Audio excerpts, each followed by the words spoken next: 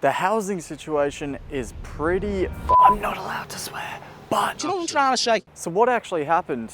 How did we get here? Well, back in our early 1900s, there was a much stronger involvement of the government in providing people housing. They actually used to build houses, believe it or not. This continued beyond World War II to ensure returned soldiers and their families always had a place to live.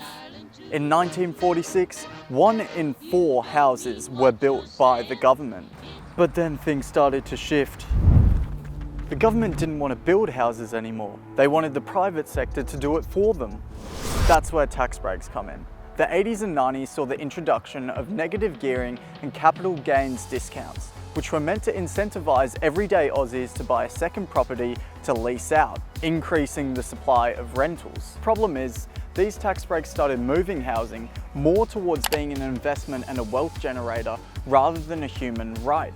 People started to accumulate portfolios of housing, meaning that the renters instead of the investors were the ones who bear the risk and are preyed upon. At the same time, governments slashed spending on social housing, meaning people who shouldn't be in the market are now forced to fight for private rentals.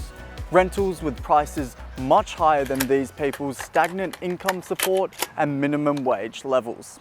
So now we're in a situation where supply is nowhere near enough, income support is nowhere near rental prices, and party policies are nowhere near addressing the issue. So maybe it's actually time to take it back to basics, and back to a time where housing was prioritized as a necessity and a basic human right. Mate, we're onto it.